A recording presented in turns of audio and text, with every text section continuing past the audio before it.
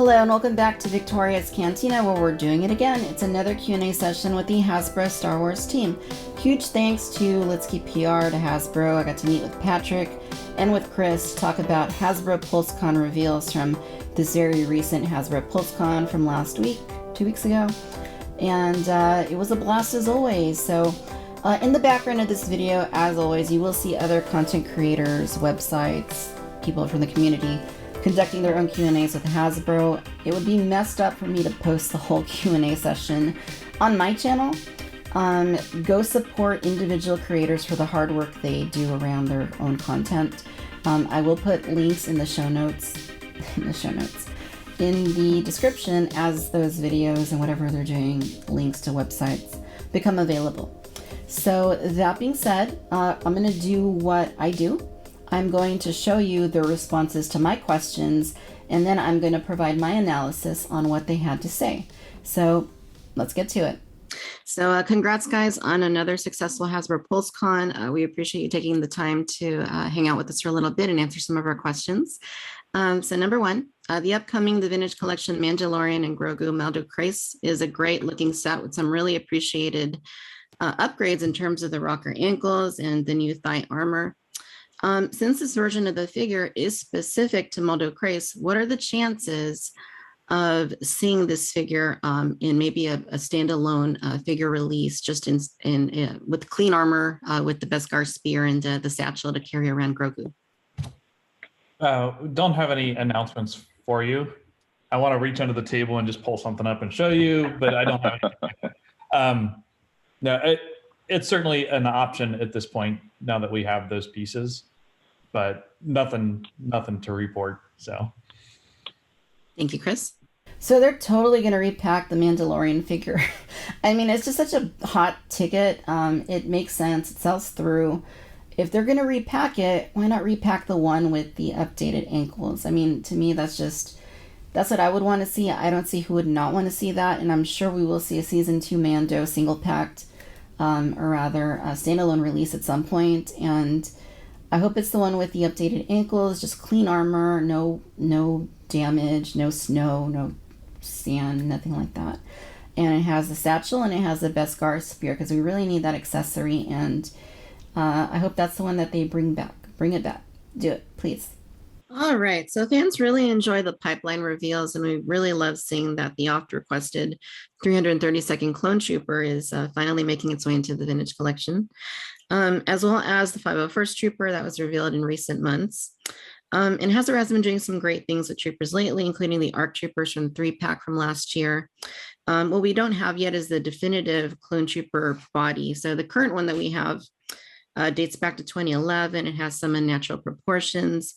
And given the ongoing adoration of Clone Troopers and considering the awesome new troop builder packs you've been creating lately, can we finally get a definitive update to the Clone Trooper basic body?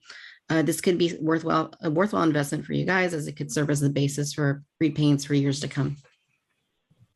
Well, we don't have anything to tell you on that specifically, but I think it's a logical assumption that we'll be updating things as we can. I mean, we do constantly anyway. So clones are popular characters, and as we go on, I'm sure there'll be more clones in our future. So what the specifics of that are, I don't know yet. But it's the evolution of the figures and the features and stuff of those. So we want to do that as much as you want it. So yeah, I like what Chris said here. You know, what he says makes sense. They're constantly updating figures where it needs to happen, and I think that the Clone Trooper is one of those. The one we have is from forever ago. It needs to be discarded and updated from the ground up. Look at what they did with the Stormtrooper. Look at what they're doing with other trooper figures. They're making them definitive so that they never need to go back and, I mean, maybe not never, but they're making them as close to definitive as possible. If they could do that with the standalone clone body, just the regular Clone Trooper, they could repack it forever and ever, amen, and we would buy it. I would buy them all. I would. The Navarro Canteen execution appears to be worthy of the Vintage Collection title, and aside from some concerns about possible cardboard parts, The modularity of its design, the bar stools, and the glass and bottle accessories are very exciting. When the Navarro Cantina releases, we will have Din Djarin, Cara Dune, IG-11, Moff Gideon, Grogu, Stormtroopers, Remnant Stormtroopers, Incinerator Troopers, Imperial Troop Transport, and presumably Queel to build out the scene. However, we still will not have a Season 1 Grief Karga, nor the client, to truly complete it. We know you can't speak to specifics regarding upcoming releases, but we are hopeful that these 2 figures can make their way into the line sooner rather than later. That way the Navarro Cantina can truly be complete. Yeah, well, so agreed on like loving the accessories and the amount of stuff in there. To address the cardboard concern a little bit, that I think I said this before, like saying cardboard is maybe a disservice to what the material is and how rigid it is. I mean, it feels like plywood in a way. It's super rigid, it's thick. Like think more about like a game board, like that sort of like rigid, hard kind of material. So it's excellent in that way and quality feel. So I'm not personally worried about that. And then the ability to move like the window piece around, it opens up the options for that, and to have the good window, the clean window, and then the shot out window. So it's fun that way. For the other figures, like we're always looking for ways to get other figures that are important to those scenes into the line. It's we've said it with the Cloud City playset and other things too. It's important to us, and we recognize the world building aspect that TVC embraces so much. So finding ways to get those figures in is important. Don't have anything to tell you now for what's coming there, but it's always in our head finding ways to do that. So I really like what Chris said here about the cardboard doors, or rather that they're not cardboard, that they're more like game pieces. And I think that's encouraging, because I know a lot of people online have been saying cardboard, cardboard, cardboard. And if it's not exactly representative of what that has, and it is more like a game board type material, then I think that's good. I also like what he says about, maybe eventually getting in Grief Karga in his Season 1 outfit. I wish that's the one we had gotten. I don't know why we got Season 2, but it's what it is. And also getting the client, because that's another one. He's in Black Series soon, right? So I think that's a good sign. It's just a matter of timing and slotting them into the line at this point. I also hope that we don't have to wait too long, because that Navarro playset is coming, and I really want to have everything I need to go right off the bat. So here's hoping that we get those kind of soon. Back to Victoria, round 4. All right. We'll try to speed it up just a tidge to get through all 5 rounds. I'll talk super, super fast.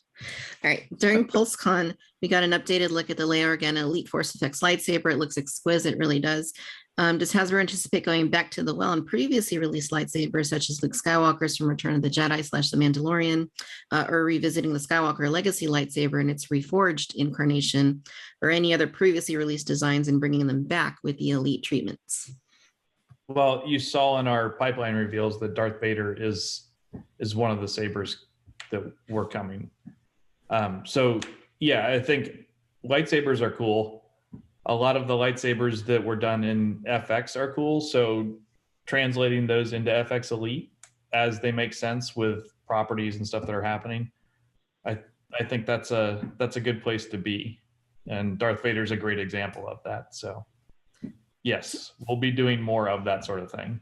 Great, sounds good. And the last request on those is flickering blades. I think that's the last thing we need for them to be like extra awesome. Very cool. Other than actually being made out of light, right? That's awesome. Lightsabers are cool. I certainly agree. And I really do hope that they take into account the flickering blades. Customizers have been doing flickering blades on lightsabers for probably a decade at this point, or longer. And I know Hasbro can do it. Disney does it with some of their legacy lightsabers, like the dark saber. I know Hasbro can do it and make these a lot closer to being definitive. They, just one more upgrade on these sabers would really make them elite lightsabers. And I'd love to see like the Luke lightsaber from Return of the Jedi / The Mandalorian Return. I think they could do some cool stuff. Things that they've already done, like Anakin sabers, I think they could remake whether it's a Revenge of the Sith, whether it is the Reforged from the Rise of Skywalker. I think they could do cool stuff with this format. So I want to see more lightsabers. More lightsabers, please. All right, cool. So the 212 Black Series Walgreens Clone Troopers are reportedly not showing up in their systems at this point. A lot of people are concerned about that one because it is an army builder and some people want to buy a lot of them. What is the status of that figure? Yeah. So no updates. I think this came up in our last interviews, maybe not with you, but that being said, the update is that the plan is still the same. So there won't be any pre-order for this item, but I can confirm it is still on its way. It's still coming to Walgreens.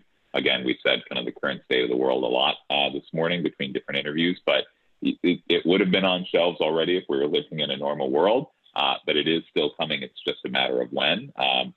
Certainly as we get information, we'll share it. But fans can continue to expect this item at Walgreens at some point in the future. Great. In mass quantities. Thank you so much. Yeah. Okay. That'll do it, guys, for this video. Thank you so much for tuning in. I really appreciate Litzky, Hasbro, Patrick, Chris. Thank you guys for making the time to talk to me about toys and nerd stuff, as always.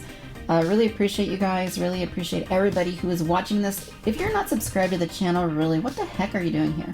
Subscribe, like, comment. Let me know what you thought was the most interesting response and what you'd like to see from the Hasbro Star Wars brand in the future. Be sure to check out the Vintage Collection podcast wherever you get your podcasts. We talk about Star Wars: The Vintage Collection. It's available everywhere. And I've got great contributors talking to me every time. Like Tim from Bosk's Bounty, Chris from banthaschool.com, John Miko from the Vintage Collection Facebook group, etc., etc., etc. Sorry for leaving anybody out, but there's a lot of you guys that are awesome. And the Cantina Chatter podcast, wherever you get your podcasts. I'm on Facebook, I'm on Facebook. I was going to say it again. I'm on Facebook, Instagram, Twitter, and TikTok. I'm all over the interwebs. Go look me up, follow me. And I'll see you guys in the next video. I got a lot of content on the way. So I'd like you to be here for it. Lots of cool stuff coming in the near future. And I'll see you guys no matter where you're listening and watching out in the galaxy. Thank you for tuning into Victoria's Cantina. May the Force be with you, be safe, be well, and I'll see you in the next video. Bye.